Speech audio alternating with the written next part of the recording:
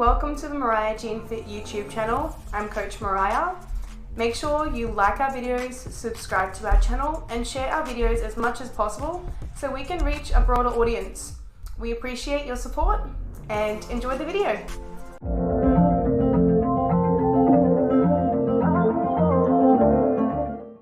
Hello and welcome to another vlog and podcast by Coach Mariah, the Fit Minds podcast on Spotify and on YouTube. If you are watching, thank you again. I have color matched with my pillows today. I have no idea how I managed to do this, but you're on the couch with Mariah and we're talking today about eliminating distractions.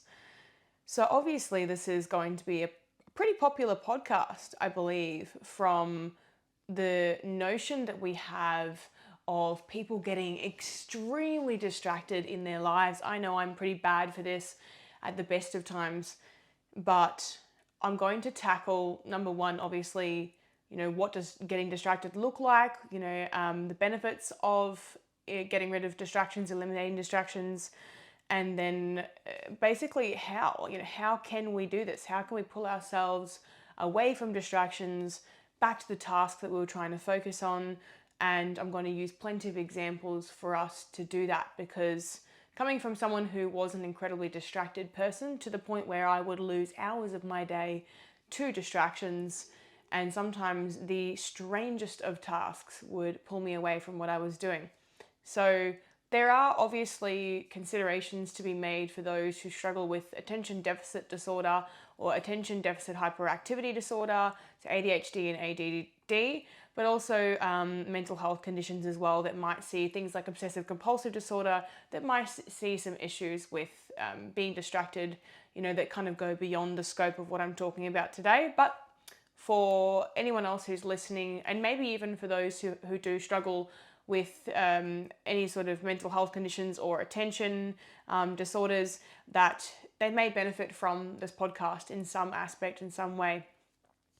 So we all do it, but how do we eliminate distractions? What do distractions look like? How do we overcome the constant pull from one task to the other, or one conversation to the other, or from a task to a conversation, or vice versa, in order to remain focused on what we are doing, being present with what we are doing currently? So obviously we know there are many benefits to staying focused, and we know that as human beings, it's pretty normal to get distracted. We like shiny objects, sounds, and also we love to avoid. Avoidance is probably something I see quite commonly in coaching, is distracting themselves from their workout, or distracting themselves from their meal prep, or distracting themselves from just general everyday, tasks that might be beneficial. And that's obviously the form of procrastination that we see, which feeds into self-sabotage. So you can see how these concepts are fairly similar, but not one and the same in how they operate. So we know the benefits of eliminating distractions include increasing your productivity. So obviously you can get more done in a shorter space of time, and the quality of your work, or the quality of what you are doing for yourself or for others, is going to be of a higher standard. It decreases your stress levels. We know this. If you are very distracted currently, if you're a person who gets distracted by lots of different things, and you find that, yes, this resonates with you, you will see that your stress levels will decrease. You will be less stressed because you are not constantly bouncing from one idea to the next. And we know that that can cause your brain a little bit of distress. So then obviously we see a reduction in things like anxiety, generalized anxiety. I know myself personally, I experience a lot of anxiety from distractions because I see them being something that pulls me away from what I was doing, and it is very difficult to refocus. So it's harder for some people than others, for sure. And obviously if you are able to complete tasks in an orderly fashion and you're still left with some leftover time at the end of the day, then you're going to experience a less stressful, less anxious disposition. Because why? Because you don't have so much on your plate, and you don't feel like you're trying to rush things or fit things in or jam things in, and you aren't obviously committing yourself to lots of different things all at once. So that's all going to come into it, is this reduction of stress, this reduction of anxiety, and increase in productivity coming from removing distractions, right? So these tiny little things, and sometimes it's big things as well. Sometimes it's big things that take us away from our big projects, and sometimes it's ideas as well that can distract us from what we were originally wanting to achieve, or a change of direction because something is difficult or hard. So obviously the other benefit is that it allows you to actually complete a tasks and follow through. Okay, so how many of you feel like you are the types of people who have a project, start a project, never finish it, or you have a goal, start a goal, never finish it? These types of behaviors are pretty aligned with, we know as coaches and fitness coaches and nutritionists, pretty aligned with wanting to distract yourself from what you actually want to achieve. And so this is where it's all good and well to have a goal. And then obviously we say as coaches, a goal is just a goal without a plan. And then obviously without action, a plan is just a plan. But we see that people are making a goal, making a plan, but then continuing to distract themselves from that goal and that plan, and therefore not actually achieving either of them very well. So, the feeling of completing a task and following through, if you just want to sit with this for a second and think about that feeling that you get, it's like the yes, I got it, I got that in the bag, right? That feeling is like no other. It's a feeling of accomplishment. It can help improve your self-esteem. And the ultimate goal is to get you there with multiple things in your day, right? It's not just the small tasks in the day, completing those, but the big projects, the long-term projects, the things that you know that you need to focus on to get to the finish line. So it really is looking at the bigger picture of, if we get rid of these distractions, if we try and eliminate distractions, if we try and reduce the amount of times that we're getting pulled away from the things that we actually want to be doing, what do we get instead? We get tasks that are completed, we get projects that are completed, we get goals that are completed, and we have that sense of satisfaction, self-confidence, and self-worth, okay? So now we know the benefits of eliminating distractions from our daily life. What are these distractions? If you're thinking in your mind, I can think of a few distractions that got me today. This is probably a list of very generalized distractions. There's going to be tons, more than this. There's going to be so many more distractions than just the list that I'm going to address, but there's distractions in your life. There is, and that a lot of those distractions are actually coming from you. It's really hard to accept that fact, but we do it. We do it to ourselves, and nobody talks about it. Nobody talks about how much we distract ourselves on a daily basis because no one wants to admit it. So we'll start off with obviously the elephant in the room, which is partial to the reason why we have such a time shortage. You hear this constant, I don't have enough time, I'm time poor, I wish I could fit it in, etc., etc., etc. It's because the age of the social media revolution is upon us, right? And it has been for the last few decades. We're looking at the beginnings of Facebook, MySpace back in the day, if anyone's listening who had MySpace, back when it was the beginnings of these social networking pages. And as positive as they can be for interactions, I talk about these quite a lot in my podcasts and vlogs, and they can actually be, it's a bit of a double-edged sword. It can be a huge distraction for someone who has to work with social media, for somebody who has social media and they're logged in and they're at work and they've got their notifications on, etc. So we know that distractions can come in the form of multiple different social media platforms. We're not just talking one anymore. We're talking like 10, 20 social media platforms now. There probably are a lot more, but there are so many different messaging apps. There are so many different apps that are constantly trying to get your attention. So there is a reason why notifications feel so good. Okay, so I'll go into this a little bit later, but social media is a form of addiction for sure. I definitely know that there's a lot of science to prove so that there is a bit of a rabbit hole when it comes to social media and getting lost on social media, and the fixes that people are getting from social media now more than ever from normal human in-person social interaction.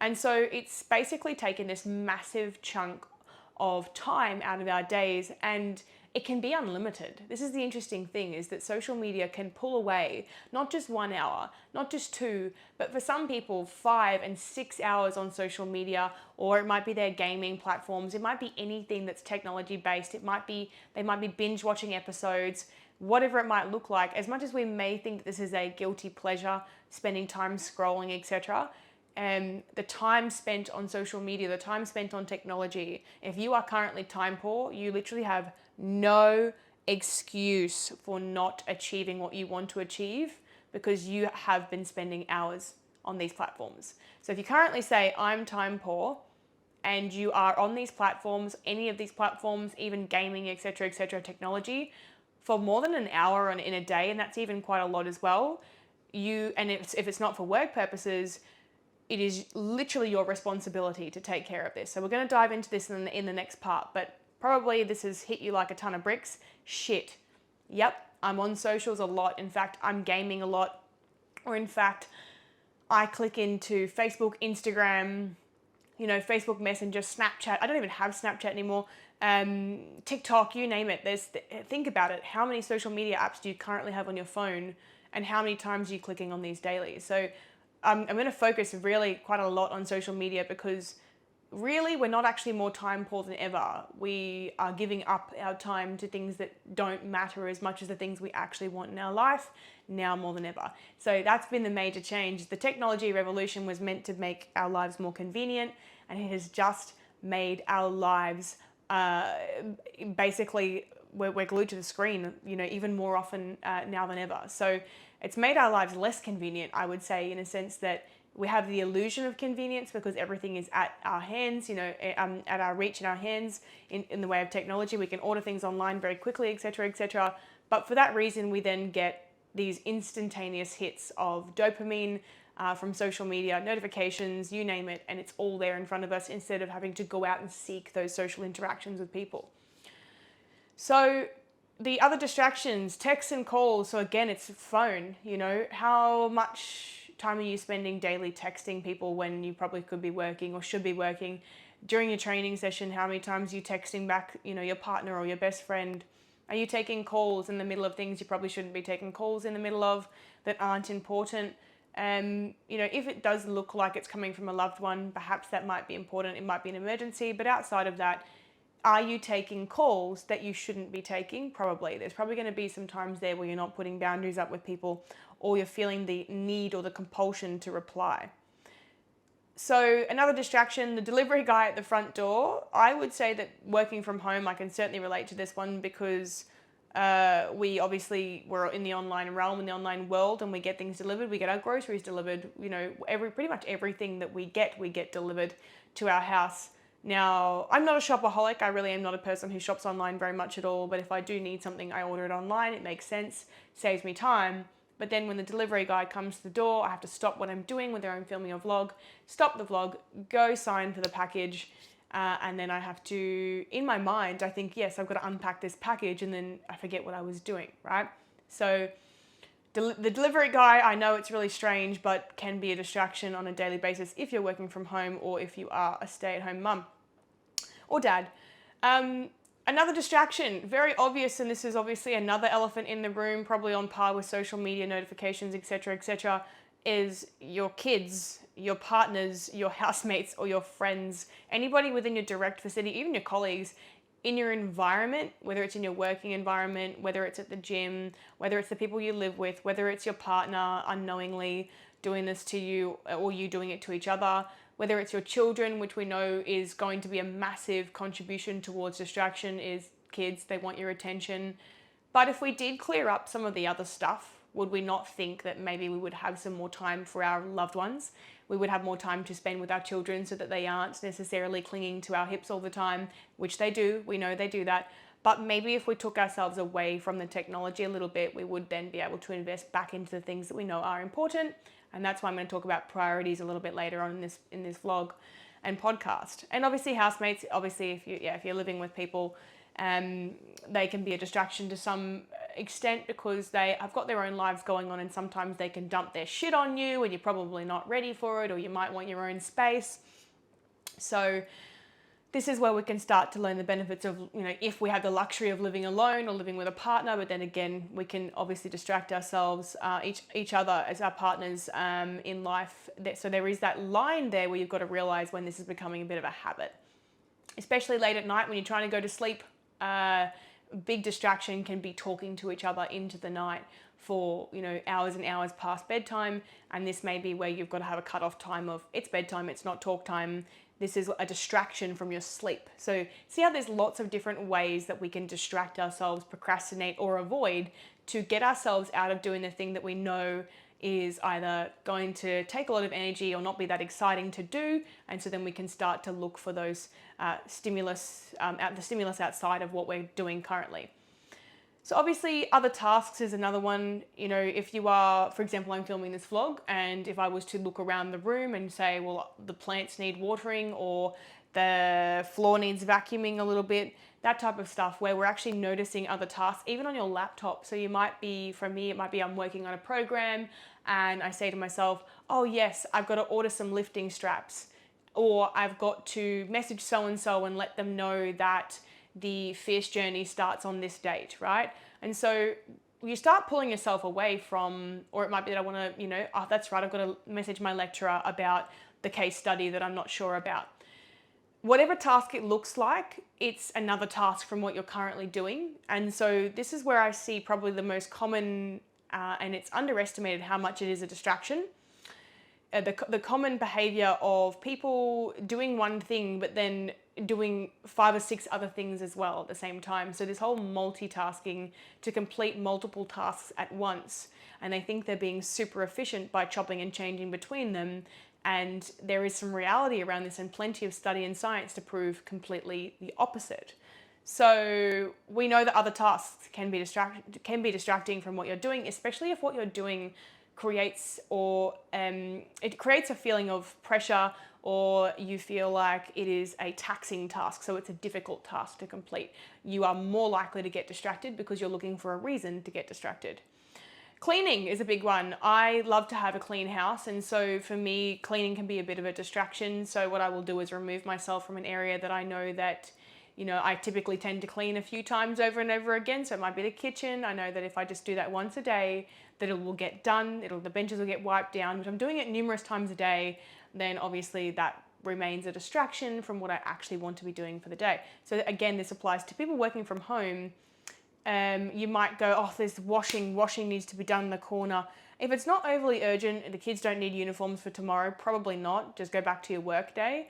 But obviously, if you think, yep, they do need uniforms for tomorrow, I'll do it now.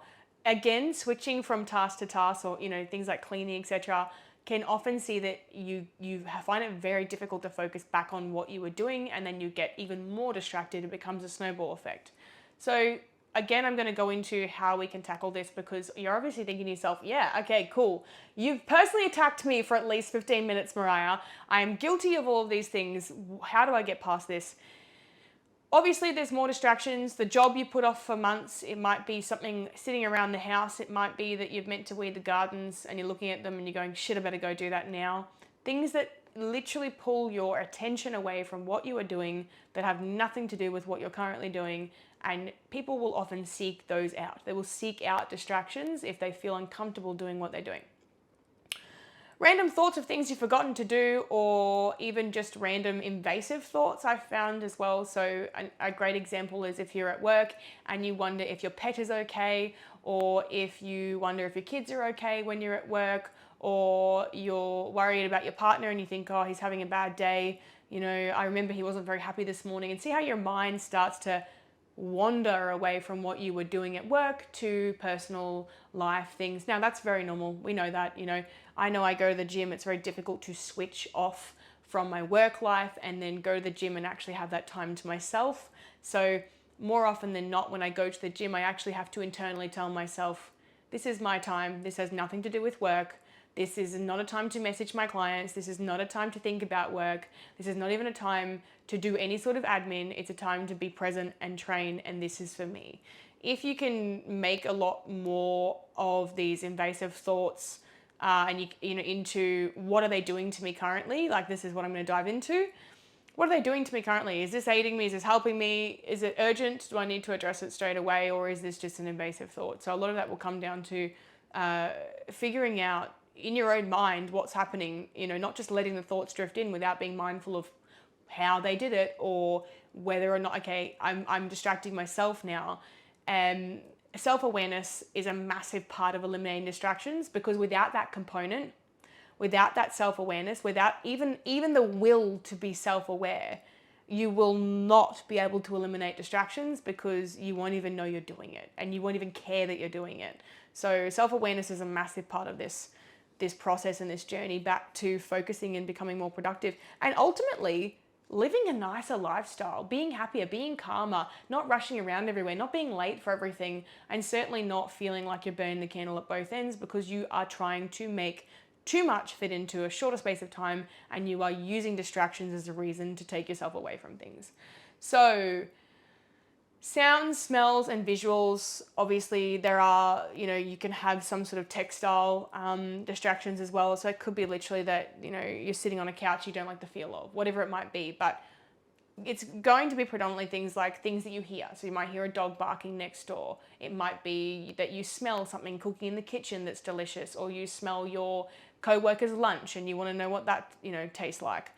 And obviously visuals, so things that you see out the window, or it might be, again, notifications popping up. And see how it's not a coincidence that notifications play on our sensory responses and they distract us, right? So if you get a notification on your phone, it pops up in the corner, there you go, and it dings as well. Oh my God, and it vibrates.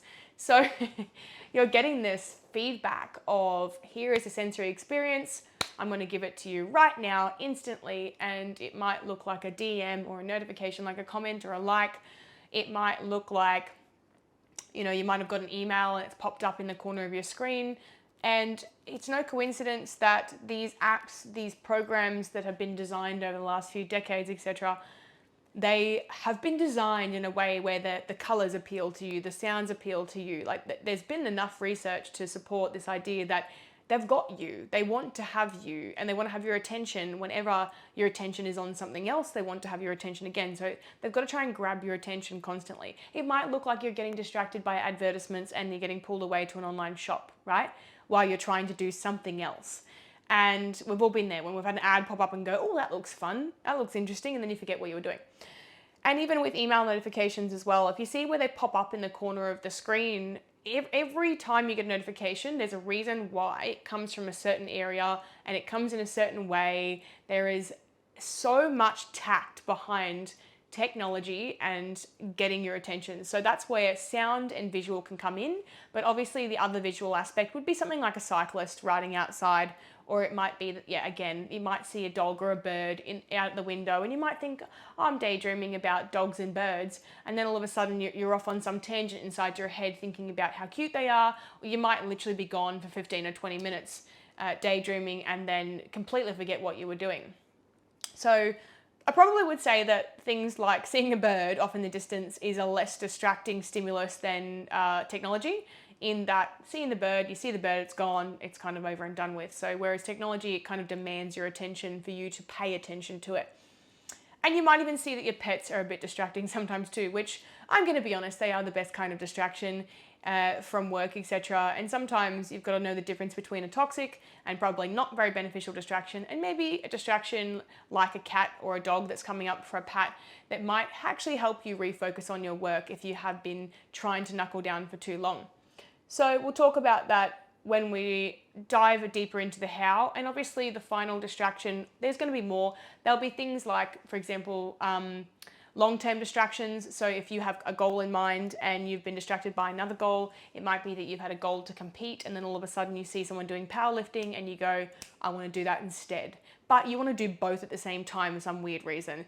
And sure, it might be achievable, but again, you may be deterring yourself from the original goal because you've seen the distraction goal because it looks new and shiny. And so this is where we see it on a larger scale. So distracting yourself from what you actually want, not even knowing what you actually want, switching and constantly changing between the 2 or the 3 different ideas, and eventually not even doing any of them quite efficiently or well at all, and overwhelming the hell out of yourself.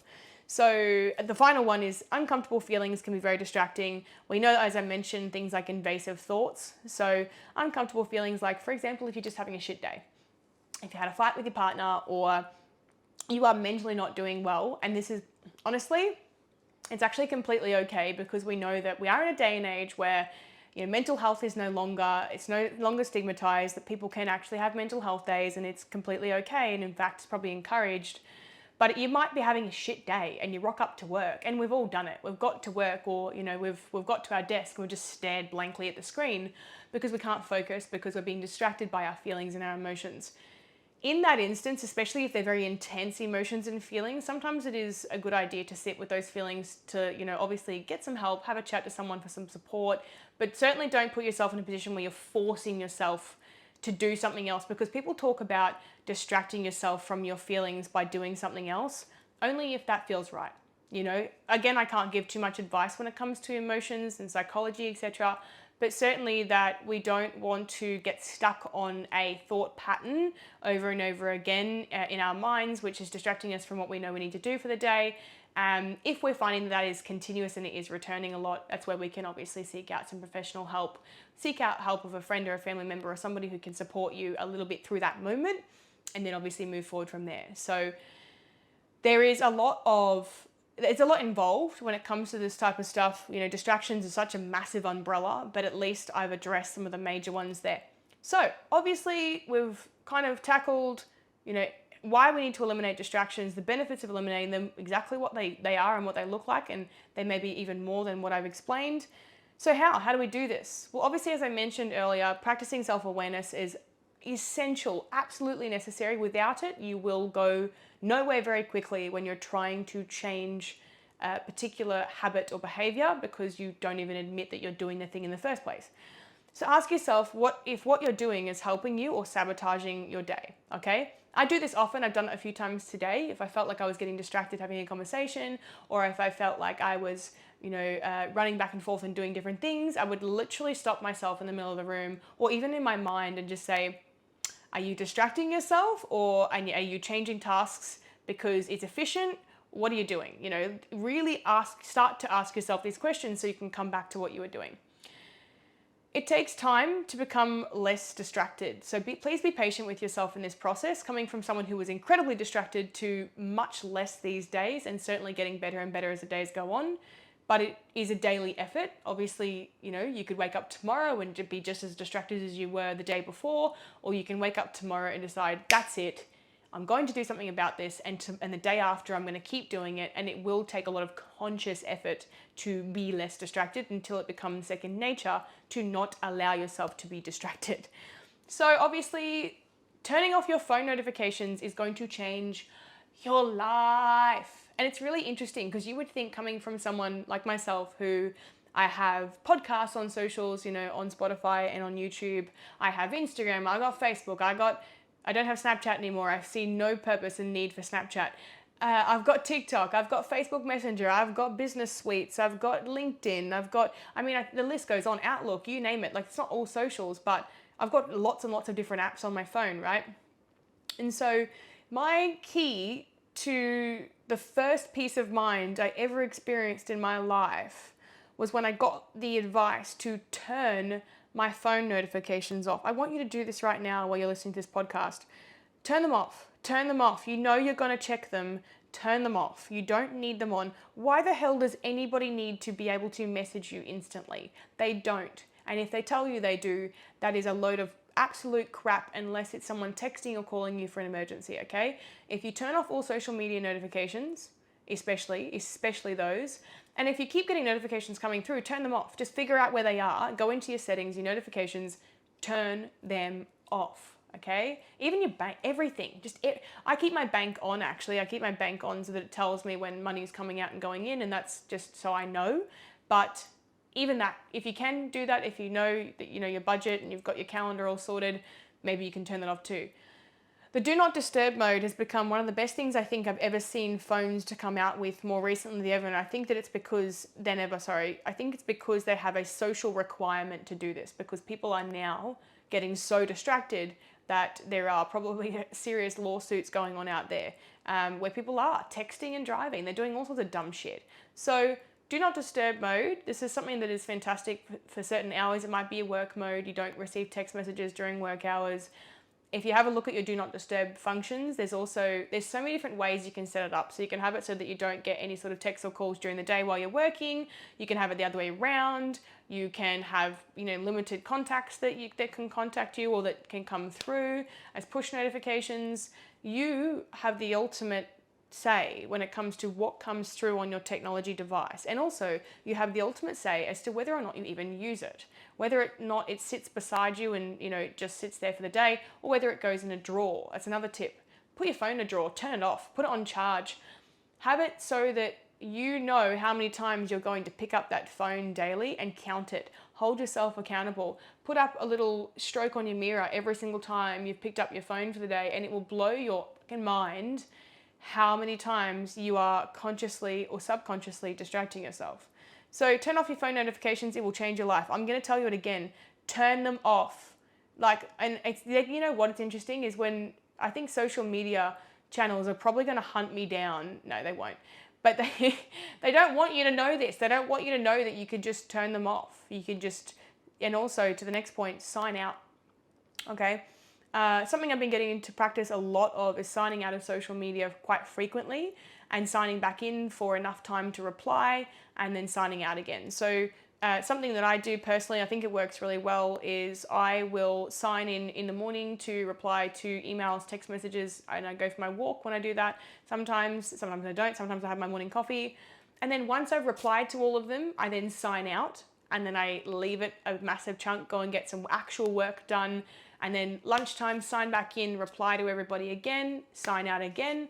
And then obviously as the afternoon comes through, the 4 to 5, sign in, reply to everybody and sign out again. I very rarely scroll, very rarely. So this is the interesting thing, is that I'm so sorry if you feel like I haven't seen your posts or anything, or I don't like things. I just don't scroll. I'm not a scroller. I'm certainly a person who produces content to help other people. Absolutely, because I would hope that you land on this and that it helps you and it helps you become a better person and do what you want to do, the things you want to achieve your whole life. But I'm not a scroller. I get sick of it. I really don't like doing aimless. I don't even have the TikTok app on my phone. Okay, I don't have it on my phone. I actually have someone who runs my TikTok for me. Interestingly enough, I don't want it. I don't want to get stuck scrolling. I don't want to be in that world. And so often you'll think that I'm a very involved person on social media. And despite what you think, I'm actually not. It's not always me posting things, reposting things. Someone else does this for me on a level where obviously I'm still holding the conversations with people, but where someone else takes over from that side, where they take over from the market research, where they take over from things that I don't need to be involved in because I just don't want to be involved in it. Why? Because of the time that I've had social media, probably the last 10 years, it has served for the first few years as a huge distraction, and I changed the way I used it probably about 5 years ago when I started launching my own business and realizing how ineffective it makes you to spend more time on social media. So sign out and give yourself time limits. If you've got on your phone, you've actually got a thing that tells you how much time you've been spending on certain apps. It's going to blow your mind as well. No joke. You're going to go into I think that's in settings and it's apps or something like that, but you can Google this too, where you can find how much time you've been spending on a specific app. And you're going to feel sick to your stomach seeing how much time you're spending on your app that you know that you're spending lots of time. It could be anything. It could be TikTok, it could be Instagram, it could be YouTube. That's crazy to think that for most people, that's not business related. It's not even productive. And it's like, oh, but it's my guilty pleasure. Really? Okay, so we're talking 9 hours a week, 10 hours a week, 12 hours, 13 hours a week is your guilty pleasure. Then if you start to add up all the different apps, all right, and then you tell me you don't have time to work out, I don't have time to do my meal prep, but you've got time to do these other things that give you nothing, that literally give you nothing, especially if it's lots of time scrolling. If you're obviously talking to friends and family on social media apps, absolutely, that's totally fine. But think about it this way. You could probably talk to them by text as well. If you're on the social media app, you're going to have a little sneaky scroll because that's what people do. So again, remember that there is a tactful way to remain connected with the people you love and care about without exposing yourself to this constant distraction away from what you want to do for the day. So I will move on to some other points. Put on some relaxing music, or music you know will help you focus for the task you're doing. I listen to classical. First thing in the morning, it's classical or a bit of acoustic covers. I know, strange, right? But that's my focus. That's my focus music. That's what I listen to in the morning to focus, and I love it. And it helps me stay on task because I've got that in the background playing. So And it's proven music can help you focus. It can help change your mood as well. So if you start listening to some really depressing love songs, then you may find that your mood will go down a little bit. So some uplifting music can often really change your state of mind and help release some serotonin, and that always increases productivity as well. Outside of that, my gym sessions, my music I changed to, like heavy metal, because I love heavy metal for my gym sessions. I know, right? Crazy diverse music selection. And then obviously things like, I like a little bit of dubstep, house, kind of old mixed stuff, but new things as well. So I wouldn't even know what you call it now, but there's certainly a bit of dance music in there. Anything that's really upbeat and easy to train to and easy to do, sets to, things with big drops. So your music can often dictate how focused you are in your workouts, in your work life, and even if you're going for a walk, you might even want to listen to music that encourages you to keep going and keep walking instead of just dead silence. Or you could just enjoy dead silence. Sometimes it is turning music off. Sometimes it is realizing that's a little bit too stimulating right now and you need complete silence, and it might be that you need to work with earplugs in, whatever that looks like, to get rid of the neighbor's dog barking, for example. So the next point is monitor your time on socials and give yourself a daily limit, as I mentioned. So along with the time that you're looking at, okay, how much time have I spent? Sorry, I'm moving around on my leather couch for those listening on Spotify. The sound effects. For those who are getting distracted and you're thinking, okay, well, monitor my time on socials. Well, how much time should I give myself? I mean, really, how time poor are you currently that you think you are? And how much extra time are you spending on socials weekly?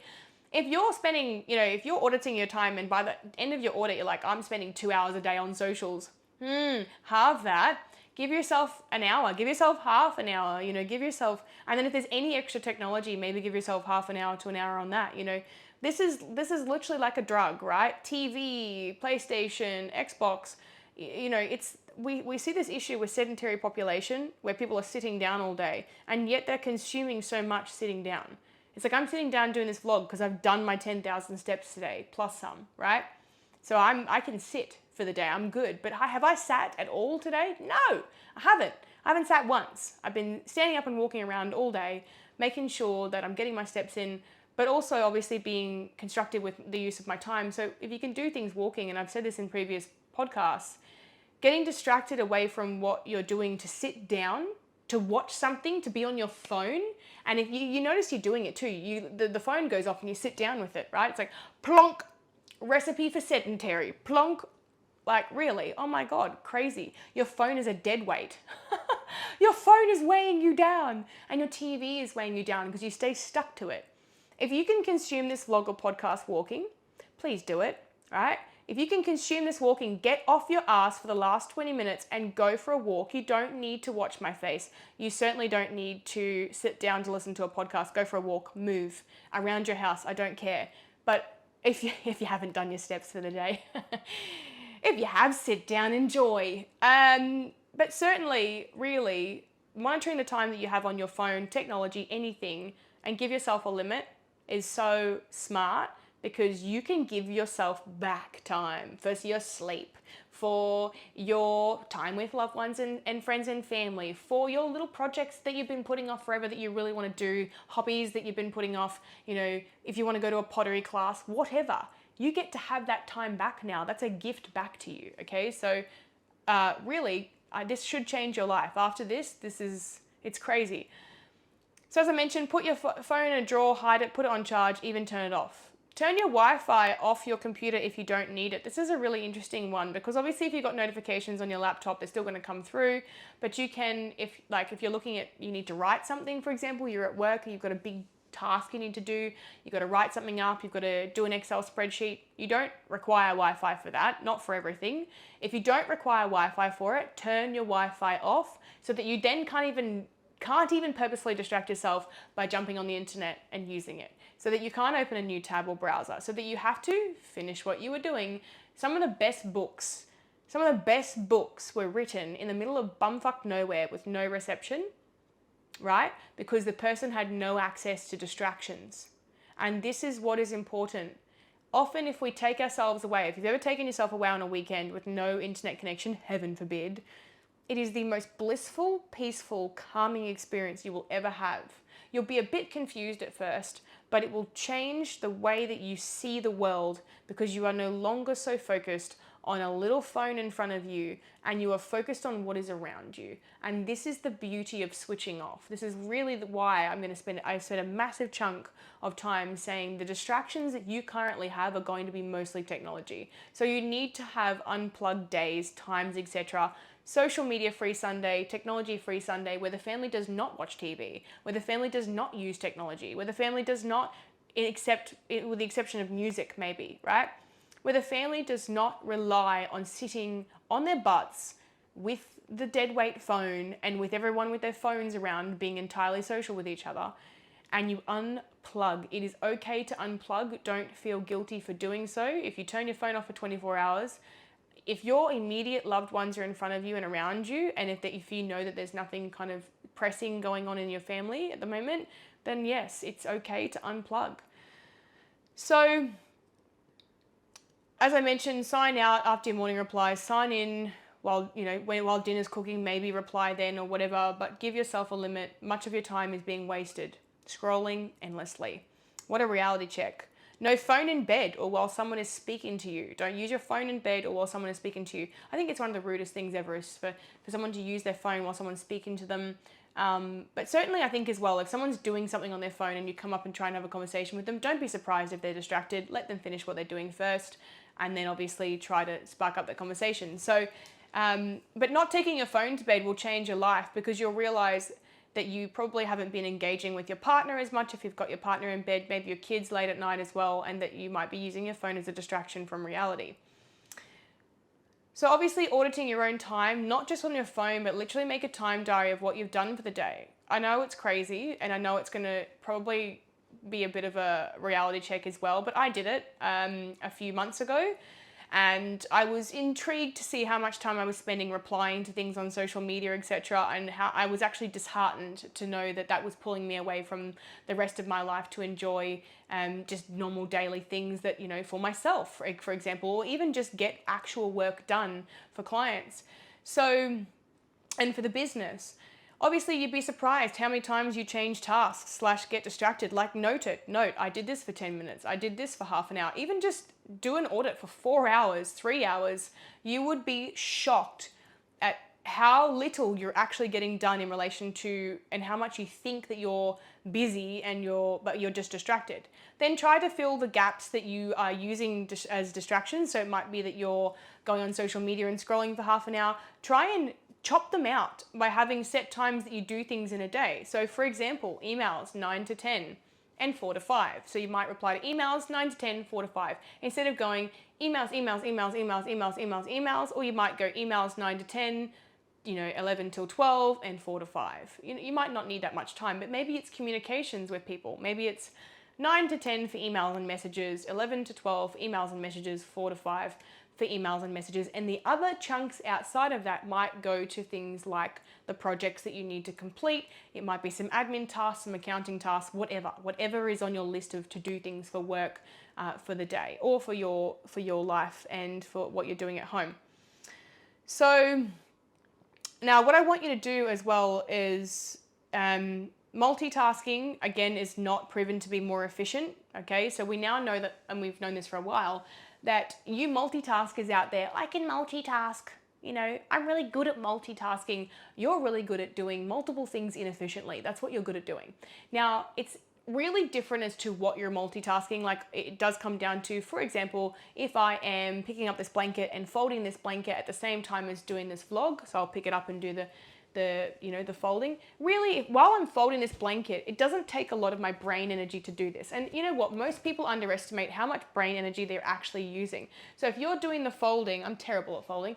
If you're doing the folding while you're watching TV and you're standing up and you're moving around, or if you're doing your steps while you're watching TV, or if you're doing your folding while you've got dinner cooking and it's on the stove and you know that it's 20 minutes and the alarm will go off, that's not a terrible multitask, okay? Because it is two fairly mindless tasks. Now, because I'm trying to do a vlog and speak and present while folding, right? This one's a no-no. Stop doing that. Stop doing other things while you're doing complex things, because I'm actually really struggling to deliver. I'm fluffing this around. I'm really struggling to deliver this podcast because I'm struggling to refocus on what I'm meant to be doing. That's because I'm doing something else at the same time. See that? Right? So I really had to concentrate to do that. Everybody does, because our brain doesn't do this awesome crossing over sides all the time very well. In fact, it doesn't do it well at all. And brain function prefers to be fully engulfed in something, and the science proves it's between 50 and 90 minutes on a big task, and then to take 10 to 15 minute breaks. It's 5 minutes for every 25 minutes of the task break. So 5 minutes break for 25 minutes work. So 50 to 90 minutes, 10 to 15 minutes break, and then, that's how the day goes on like that. So obviously things like study, for example, if you're trying to study and have a conversation with your partner at the same time, or if you're trying to study and you're trying to do a complicated drawing at the same time, or you might be trying to be on the phone to your mum at the same time. That type of multitasking, even driving and talking, for example, is seen to be terrible because you cannot do either of those very well. Have you ever been on the phone to somebody and been doing something else, and just your replies, you're realizing, oh my God, these are awful replies. I'm not even replying properly. I'm not focused on the person. And that's where we see that we get distracted and we're trying to multitask.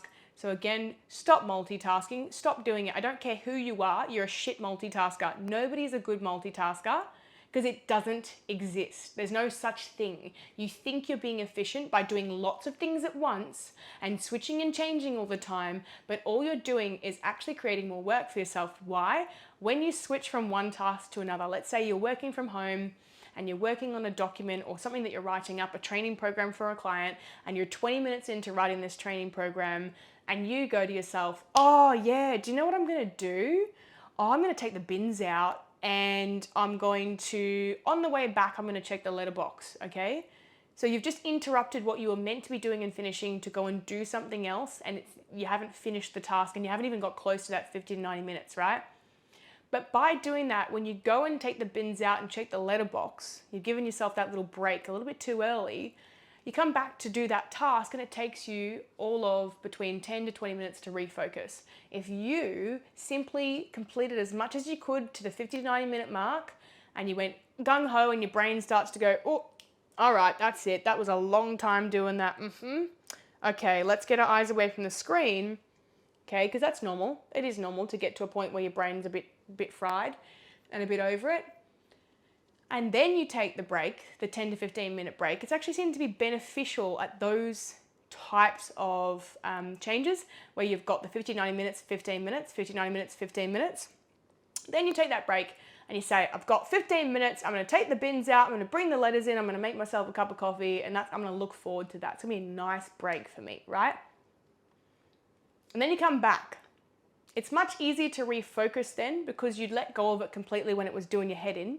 When you refocus back then again, however, you've spent less time constantly refocusing. If you do the 20-minute task, do the 15 minutes off, 10 to 20 minutes to refocus again, if you do the maths and then you go back and you do only 20 minutes of work again, or even 10 minutes to get distracted again, then it takes you another 10 to 20 minutes to refocus. See how it's actually taking big chunks to go back and refocus because you're doing such short spurts of work. You may even only get 5 minutes into a task and get distracted. And guess what that looks like? Lots of chunks of time refocusing back on that task. And a task that was probably only meant to take you about an hour has now taken you 4 with everything else included, 3, and you're still not even done, okay? So this is where we see, and even with study, this is very similar. Taking study times and blocks and times off is so much better than this constant stop, start, 6 things up in the air at the same time.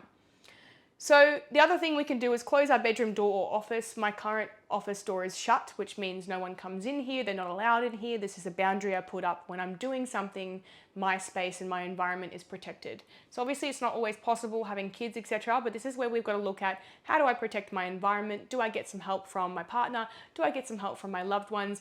Do I get some help from a babysitter, from the creche, etc., etc., where we are not setting ourselves up for failure because we know that, okay, kids are a distraction. How can I give myself 60 minutes to get this workout done so that I'm not then dragging it out to 3 hours because I've got the kids with me? So it is about setting up the environment that is essential for your productivity. If you do not have an environment free of distractions, you will expect yourself to get distracted and be less productive. So obviously we need to place importance on having a calm environment free of clutter. You can currently see I have 3 pillows on my couch and 1 blanket, and it stays this way. This is the way my couch stays. It doesn't have crap on it at any given point in time. My office remains exactly the same. My desk is completely bare. It has a photo frame and a plant, a coaster for my drink, and a little container for pens, and that's it. I never have clutter on my desk. I always make sure that I file and organize things, or I put them in the drawer to be filed later. Nothing in front of me can distract me away from what I'm doing. It's something I learned years ago, is that if you have distractions around you, and they are visual distractions, and it might be other work, other tasks, etc., in your work environment, guess what? You're going to end up doing that instead, and you're going to end up pulling yourself away from what you were doing. So obviously we know procrastination is a distraction. In fact, it is probably the major form of distraction is procrastinating. So avoidance is not an excuse to not do something, put it off or delay it. No matter how much you delay something, you've still got to do it. If it's still on your to-do list. So the process of procrastination can be a distraction in itself, and we have to catch ourselves when we know that we're doing that. Romanticize the idea of finishing a task to feel accomplished, right? So, when I finish this, I'm going to feel, it's going to feel shit now, but I'm going to feel amazing once I finish, and then I can go about my day, rest of the day as your downtime from tasks and technology. I know I'm saying this as if I'm like, you must feel like a little bit silly right now, but this is the way I speak to myself, right? Where I'm saying, Mariah, once you get this vlog done, you can go make your dinner and you can enjoy your day because you've done everything else you need to do for the day. That's what you get to do. You get to enjoy the rest of your time if you just complete the task. Give yourself that romanticized idea of finishing the task so that you can actually spend more time enjoying what you want to do. To look forward to things that you love doing, right? So it might be drawing, it might be listening to music that you enjoy, it might be spending time with your partner or your kids. So the next point is learning that distractions don't need to be addressed right now unless they are actually urgent or an emergency. Separate things that are not urgent and things that are urgent, and realize and maybe put up boundaries with those who are teaching things, treating things like they're more urgent than they actually are. So if people are calling you 3 or 4 times in a row just to tell you that they didn't get your email, probably need to stop doing that, and you probably need to tell them, hey, by the way, if you can't reach me the first time, it's probably because I'm busy. So this comes down to communicating boundaries again with people. If we are getting distracted by others, we cannot blame them for the distraction, but we need to talk to them and communicate with them that the distraction is not appreciated if it is repeated. Repeated efforts of distraction of another person when they have communicated they're busy doing something is just plain disrespectful, okay? So obviously we need to, in our minds, do a quick checklist of what needs to come first for the day, okay? So it's priorities. For example, don't just do the small things because they're easy. Do the thing that's harder first, or at least do the thing that needs to come first. It kind of makes sense. So of your tasks for the day, change the order of them, have them in an order that you know is going to be from most important to least important, or at least most urgent to least urgent, or hardest to easiest, whatever it looks like, but slotting all the really chunky stuff into the first part of the day so that you can obviously have an easier on-flow effect. And then by the afternoon, if you do have time for the not so important tasks, of course, put them in there. But if they're not so important right now, plug them into the next day. It's that easy. Planning. So that leads me to my next point. The better planned you are, the less you can distract yourself away from the solid plan. So no plan leaves you open to being distracted. We know that, right? If I don't have a plan for my day, I would literally go about and probably put fairy wings on and dance in the backyard. Like, that is literally how my brain works, okay? So if you don't have a plan, I've got to-do lists. I've got my business list. I've got my groceries and shopping list. I'm literally looking at it now. I've got my life list, which is things I want to achieve in my life. And there's obviously places I want to travel to, etc. in there. I've got my list for my partner, things to remind me things when his birthday is and things that he would like, etc., etc. We can actually have lists for everything, but we can actually organize them nicely. Digital lists are easier than written lists. Why? Because you can edit them a lot easier than you can for written. If you're an old school written person, by all means do that. If it keeps you away from your phone, hell yeah, do that. Keep a written list, many lists, And certainly if lists are causing you more stress than good, don't make them. Maybe start using a whiteboard or start using something that is a little bit more dynamic in that you might have a calendar, whatever it is that's not making you feel like you've got more pressure than you actually need to have for the tasks at hand. So have a plan for whatever it is, whatever the task you want to complete, big task, small task, have a plan.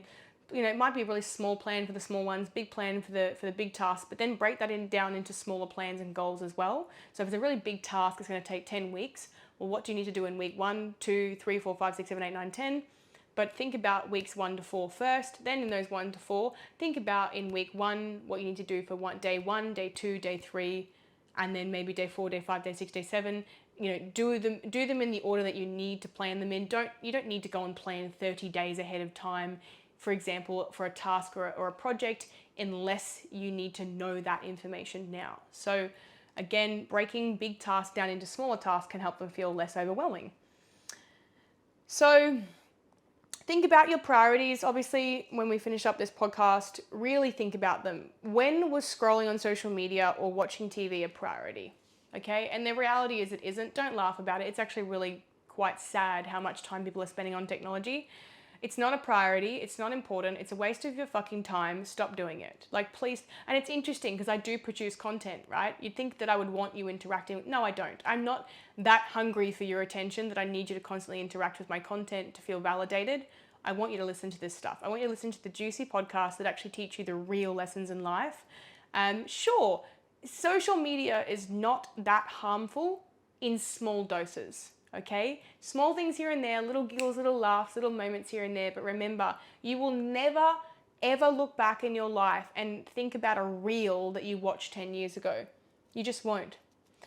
Or a TikTok video. So have a timer on your phone for a task or while you're at the gym, anything really. If you want to complete a project in an hour, have a timer. I can see that I've got 4 minutes to finish this podcast/vlog. I love to do at least an hour and no longer. Obviously, give yourself time slots so when you'd like to have something complete by, okay? So that's another way of doing it. Not just a timer for your workout or for the task, but say, I want to do this by 12. Have the alarm go off at 12 o'clock and tell you, look, you need to have this done, okay? Give yourself deadlines that are strict. Don't push past it. Be firm with yourself. Stop being so damn lax with everything. This is your life and you have a limited number of hours in your day, your week, your month, your years on this earth. Do the same monotonous tasks on the same days of the week. Do your washing on the same days of the week. Do your meal prep on the same days. Do your meal planning too on the same days of the week. I have been doing my washing on exactly the same day of the week, if not the day before. So it's either Friday or Saturday. It changed to Saturday because I realized that work needs to stay in a work week and washing is not something I want to be doing in a work week.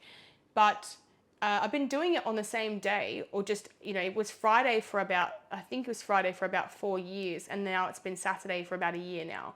My washing is exactly the same day. Oh, but I can't do that. You can do four loads of washing. I'm sure you've got enough clothes to last you the week. If you don't, get some more to last you through, so you've got enough outfits. Like, it's really not that bad.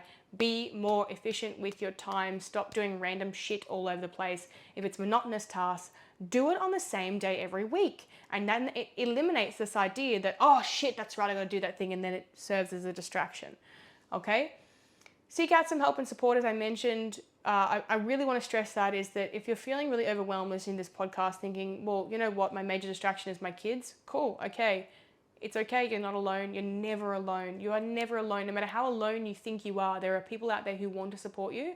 And even things like your gym membership can double up. You've got creche there as well. There are little gaps here and there where you can utilize the time quite wisely. When your kids are at school, you're at work, like really we don't have the excuse that my kids are a distraction all of the time. It's those first few years that are going to be really hard, but those first few years is where you need to have a really strong support network. And if you don't have one, certainly look at feeling less guilt for asking for help, reaching out, and using services that might actually be of benefit to you that you may be feeling guilty for using. So the next point, headphones in at the gym, one of my favorites. Put your headphones in, okay? Acknowledge people and say hello, but don't take them. So take your headpods, take your headphones, AirPods. Wow, Apple. I'm not sponsored by Apple, but I feel like I should be now. Don't take your AirPods out for a chat, okay? So if you want to get your session done quickly and you think, I don't want to have a chat, just leave them in, wave. Oh, wow. The magic of leaving your earphones in is that you've communicated to the person, I don't have time and I don't want to make time. That's important. You don't feel guilty for not making time to chat if you just don't want to. You don't always have to respond to text messages or calls or answer. You are not a slave to other people. Stop doing this. Stop it. Stop. Even if I've messaged you, message me a day later. I don't care. Like, stop feeling driven and compulsed to respond to people instantly. This needs to stop. You can only decide, you get to decide who gets access to you. Set smaller goals to achieve big projects, as I mentioned, so you don't feel overwhelmed, and avoid projects altogether. Massive reason for procrastination is because people just feel like the task is too big and too hard. So again, the smaller goals can help you not get distracted by other big shiny objects. Small shiny objects as well, like it's the strangest things that we can get distracted by. So obviously sleep is a massive one. Lack of sleep will find you scattered, so that will help you become less distracted. Because why? Because we have a better ability to focus, better cognitive function, better connections happening there when we have slept adequately. You've all been there, sleep deprived at work, going, what was I doing again? What was I doing again? Oh yeah, what was I doing again? Oh shit, what was that thing I was doing? Forgetting everything, forgetting people's names. Like it's crazy. Sleep. And again, if you're doing all these other things, if you're ordering your life, you're taking back time, you're going to get enough sleep. I can guarantee it. You'll get your half an hour, your hour back. All right. And obviously, finally, stop giving yourself a reason to delay. Stop doing that. Please stop giving yourself a reason to not do something. Try to be more mindful of when you know you're doing it. Okay. So again, comes back to that mindfulness, being more self-aware. Use self-talk to bring yourself back to the task at hand. If you have to say things out loud, like Mariah, stop doing that thing that you know distracts you and go and do the thing that you should be doing.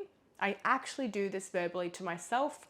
It might literally be something like, the cat might be meowing and she's got cat food, but I could fill it up a little bit more. Oh, and then wait, that plant needs a little bit of a water, and but wait, the kettle's not full, and it's just one thing after the other, after the other, after the other, and I'm meant to be doing something else. It is my job to catch me mentally to bring that back to the task at hand, which is doing this vlog at the moment. Okay, so hopefully that helps a little bit. Obviously, the one major one I didn't mention, I would recommend it, is mindfulness. Meditation and mindfulness. We know that all of this is practicing mindfulness, bringing yourself back to the moment, and meditation. Meditation looks very different for a lot of people. It might mean changing your environment. It might mean taking yourself to the beach to study. It might mean relaxation techniques like breathing techniques, etc. There are so many different ways to be more mindful and to meditate, but it doesn't have to look like crossing your legs and humming, okay? So meditation could look like some drawing, taking yourself away and just going, I need to literally do a coloring in book for 15 minutes to recenter myself so I can come back to what I was doing. That's completely fine. We know that coloring in, yes, you can get distracted by it, but certainly it is a mindfulness technique and a technique that can actually probably implement a bit of meditation in that aspect, because you're not attending to anybody. You're not having to think really hard. You're just doing something that's quite relaxing. So it's very similar to listening to music in that it's an art. So some of that arty, gentle, calm, things that calm you down will often be a form of meditation for people. So that will be where I would recommend that meditation can often strangely help us become less distracted, because it brings us back to where we are, to focus on where we are currently and to enjoy the moment. Okay, that's it. I'm a little bit over now. I'm breaking my own rules here. Thank you so much for listening to today's podcast and vlog. Looking forward to doing another one for you soon.